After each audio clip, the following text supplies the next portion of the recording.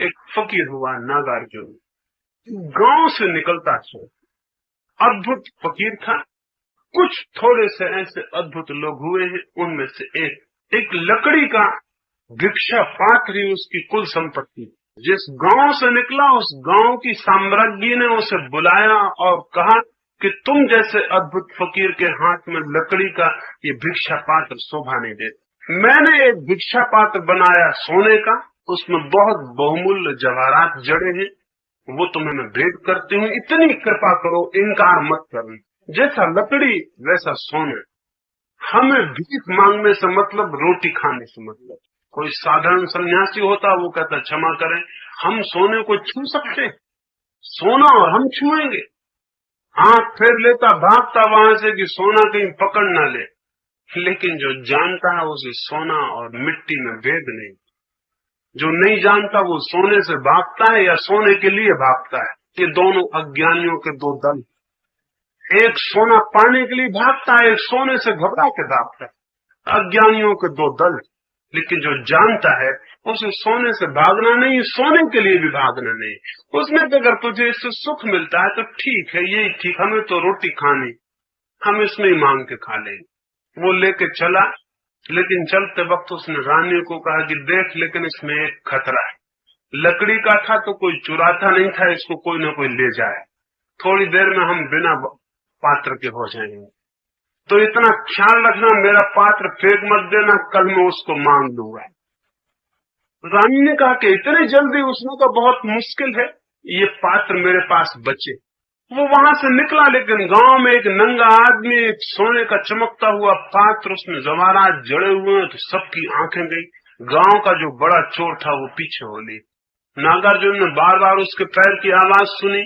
उसने कहा कि ठीक है, जिसको चाहिए वो आ गया है। वो गांव के बाहर एक खंडहर में ठहरा हुआ था। वहां न कोई द्वार थे, न खिड़की थे, न कोई दरवाजा था। वो अंदर गया, दोपहर का वक्त था, वो भोजन करके दोपहर को सो जाएगा। उसने सोचा कि वो आदमी तो आ ही गया है।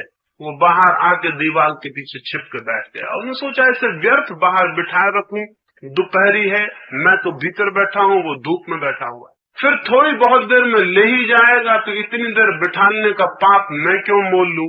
और फिर जिसे ले ही जाना है उसे दे देना उचित, कम से कम दान का तो मजा रहेगा और उसको भी चोरी का कष्ट न होगा। उसने पात्र को उठाया, खिड़की के बाहर फेंक दिया। वहां पात्र गिरा तो चोर हैरान हो गया। पहले ही हैरान था, एक नंगा फकीर और हाथ में लाखों की कीमत की चीज लिए हो। अब और हैरान हुआ कि इस पागल ने फेंक क्यों दिया। उसे कुछ बड़ा हैरानी हुई। अभी तक तो सोच रहा था कि इसको ले पा जाऊंगा तो बहुत कुछ मिल जाएगी, बहुत उपलब्धि हो जाएगी। अब ऐसा लगा कि एक आदमी ने जब इसे फेंक दिया तो इसको मैंने पा भी लिया, तो कौन सी उपलब्धि हुई। जब ऐसे लोग भी जमीन पर हैं जो इसे फेंक सकते हैं और मैंने पा भी लिया, तो कौन सी उपलब्धि हुई। जरूर इससे भी ऊपर कोई उपलब्धि की चीजें होनी चाहिए, नहीं तो इसको फेंकने वाले लोग नहीं हो सकते। वो उसने कहा कि मैं जरा भीतर। उसने खिड़की से खड़ा हो कहा कि भिक्षु, मैं धन्यवाद करता हूँ, मैं आया था चोरी करने, तुमने भेंट कर दिया। क्या इतनी आज्ञा और दोगे कि मैं भीतर आऊं और 5 क्षण तुम्हारे पास बैठ जाऊं। नागार्जुन ने कहा, मित्र, इसीलिए पात्र बाहर फेंका कि तू भीतर आ सके। तू भीतर तो आता, लेकिन चोर की तरह आता तो तेरा चित्त भीतर ना आ पाता, तेरा चित्त बाहर रहता। घबराया हुआ आता, चित्त तेरा बाहर ही जाने का रहता, लेता और भागता। अब तू आएगा तो निश्चिंत आ सकता, तुम भीतर आ जाओ। वो चोर भीतर आया। ये आदमी अद्भुत था, हैरानी का था। वो बैठ, उसने पूछा कि कई बार मेरे मन में भी होता है कि ऐसी समता, ऐसी शांति, ऐसा आनंद, ऐसा अद्भुत अपरिग्रह मुझे भी कभी उपलब्ध हो, लेकिन मैं हूं चोर, और इस नगर में बड़े से बड़ा चोर। और सभी साधु मुझे जानते हैं, क्योंकि चोरों और साधुओं का गहरा संबंध, वो एक दूसरे के दुश्मन है, तो सभी साधु मुझे जानते हैं। जब भी मैं उनके पास जाता हूं तो वो मुझे पहला उपदेश यही देते हैं कि तू चोरी छोड़, तब फिर कुछ हो सकता है। ये मुझसे छूटती नहीं, इसलिए बात वहीं रुक जाती है। आप कुछ अद्भुत मालूम पड़ते हैं। क्या आपसे मैं पूछूं कि क्या मेरे जीवन में भी कोई क्रांति हो सकती है? क्या मैं भी कभी उस दशा को पा सकता हूं जो आपको है? नागार्जुन ने कहा, पहली तो बात तू ये समझ ले कि अब तक तू किसी साधु के पास नहीं गया, क्योंकि साधु को चोरी से क्या मतलब, वो क्यों कहेगा कि चोरी छोड़। साधु को चोरी से मतलब ही नहीं है। मैं तुझसे नहीं कहूंगा कि चोरी छोड़, क्योंकि मैं जानता हूं कि जैसा तेरा अंतःकरण है वैसा तेरा आचरण। आचरण में चोरी है तो अंतःकरण में भूल। सवाल आचरण का नहीं, सवाल अंतःकरण का है। अंतःकरण ठीक होगा, आचरण बदलेगा। मैं तुझसे नहीं कहता कि चोरी छोड़, तू चोरी खूब कर।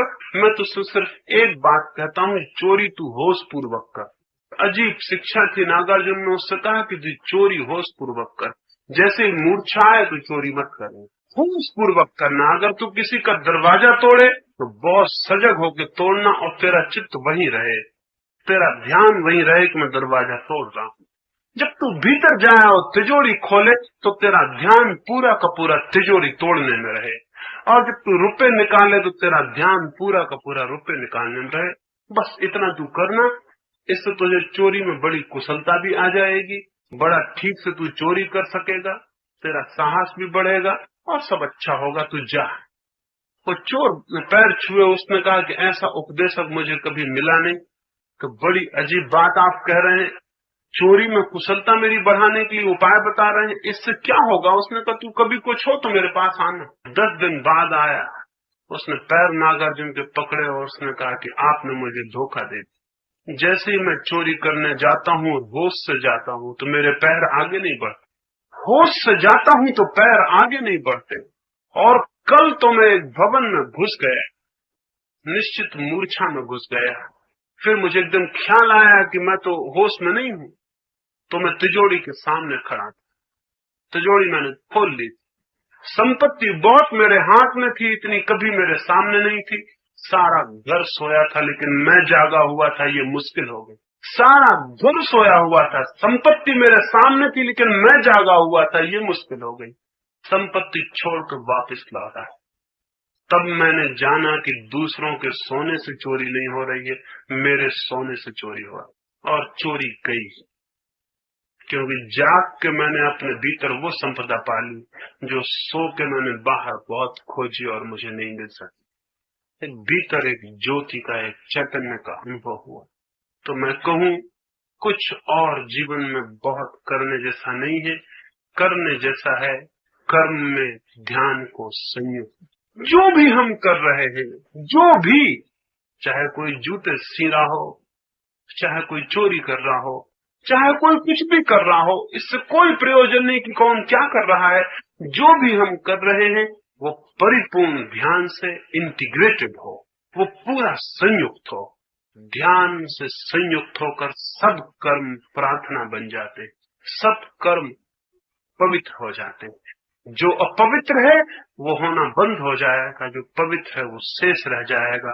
और क्रांति ये होगी कि भीतर इस ध्यान पूर्वक कर्म के प्रवेश से उसका बोध होगा, जो चेतना है, वो जो आत्मा, उसका बोध का बिंदु उपलब्ध हो जाए, सब उपलब्ध हो जाता है। सारे धर्मों ने जो कहा, सारे ज्ञाताओं ने जो कहा, सारे संतों ने, साधुओं ने जो कहा, सारे तीर्थंकरों ने, ईश्वर पुत्रों ने, अवतारों ने जो कहा, वो उस एक बिंदु के उपलब्ध होने से उपलब्ध हो जाए। परिधि को बदलने की बात नहीं, केंद्र को जागने और जीतने की बात।